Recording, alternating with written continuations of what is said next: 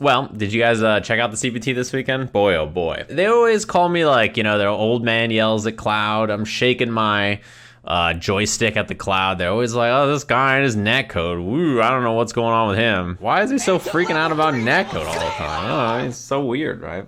The first weekend of CPT Online featured Middle East versus Europe East. If you guys don't know, the reason people were upset about CPT Online Middle East versus Europe East is that the regions were extremely far. Like there's like 5,000 miles or something between two of the places that had to play each other, and they've got like a 1 or a 2 bar connection on CFN for reference, which is brutal. So even for people who play games with good netcode, right, like that is far. Then this week comes up and a lot of people are like, oh, we gotta play in CPT East.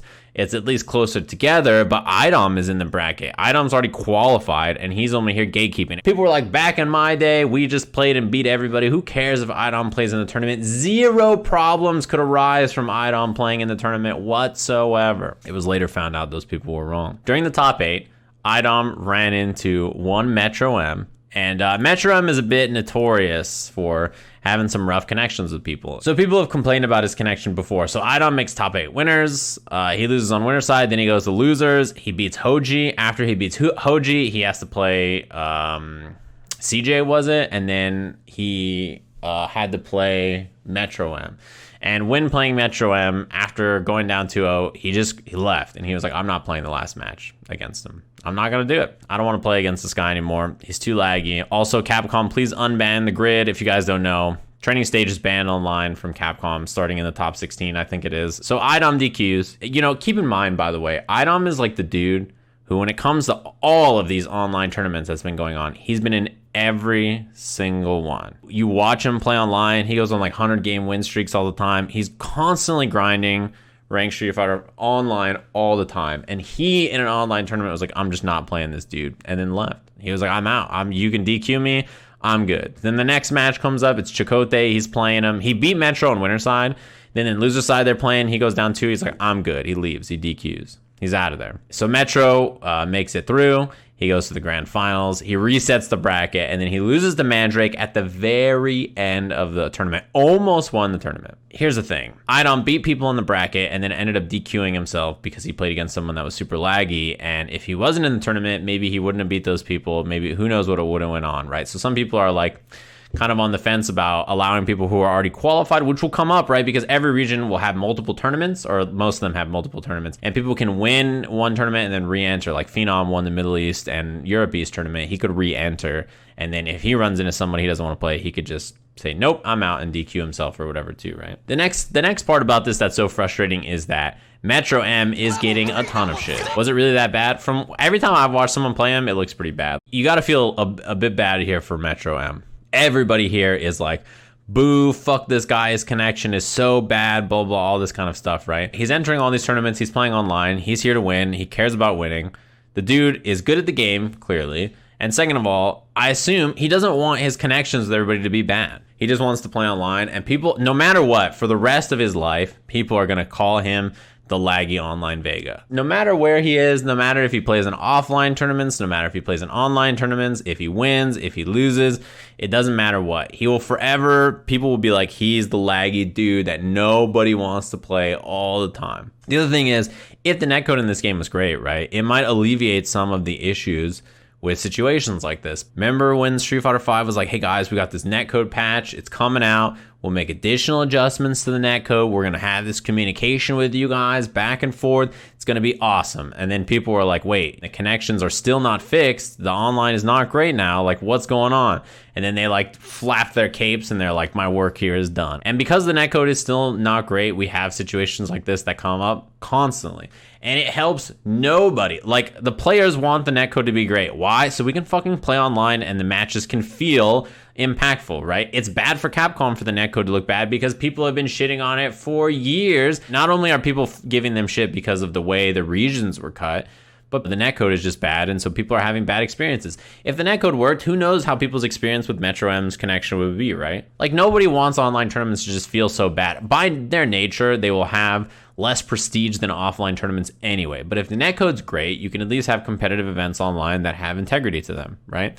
And if they don't have integrity to them, then everybody's just going to be pissed that you're doing online events when in this current landscape, it's all you can do. And if your netcode was good, people wouldn't be as upset or furious about all these other little things that stack up on top of each other. I say this because you look at our games today, right? And this thread that got posted yesterday, right down here on the front page of our game says 2 competitors quit during top 8 of CPT Online Street Fighter V event citing latency issues. So the general consumer of just people who know nothing about fighting games or just reading our games, not only that, they click on the thread and they see this website and their eyes are fucking bleeding. They're like, oh my God, what is this website? Who's that bald man and why hasn't he shaved that mustache? You see what's going on here?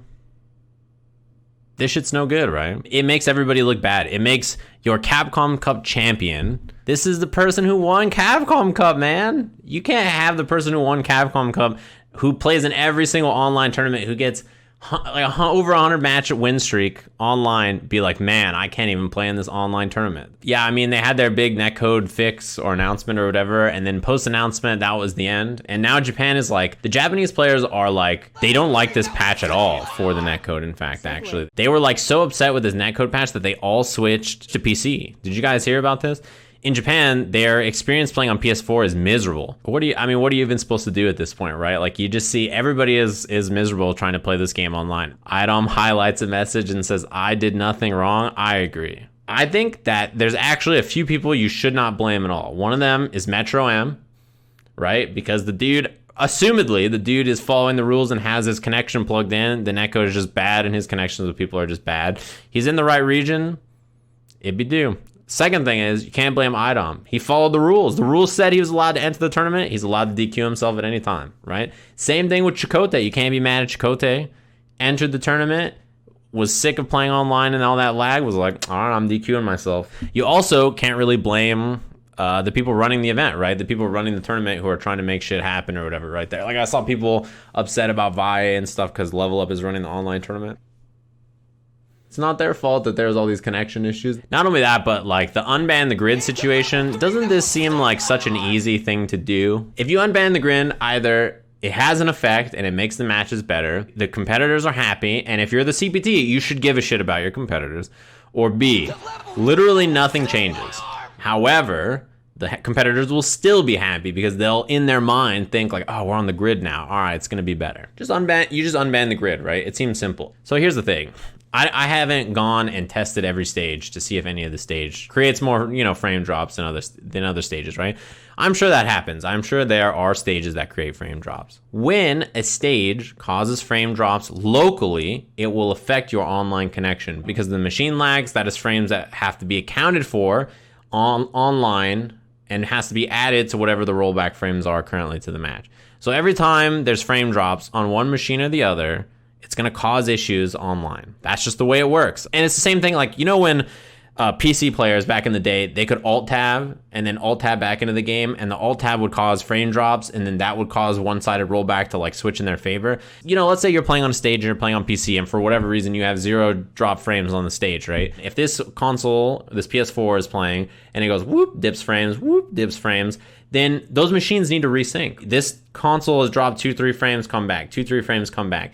Suddenly, this machine is multiple frames ahead, right? And so the rollback needs to resync them. That's when it's causing issues online because Street Fighter doesn't properly sync machines a lot of times. It still has issues with that, right? If the rollback is working well in your game, frame drops locally shouldn't have a huge effect a lot of the time. So they want to play on a training stage because they think it has the best chance of not lagging offline. Everybody who's played Street Fighter V offline has seen or felt stages drop frames before. Absolutely. When I've been in training mode with new characters and stuff, you can see it.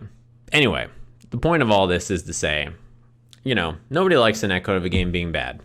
And obviously, the entire experience of CPT Online is made worse by the netcode being bad and not allowing the grid. Yeah, I think, I would expect in the future that they're not going to allow people who are qualified to play or participate in tournaments. And I will expect that maybe they'll allow the grid. If they don't, I don't know what to tell you. Listen. Can we hashtag free Altimore? No.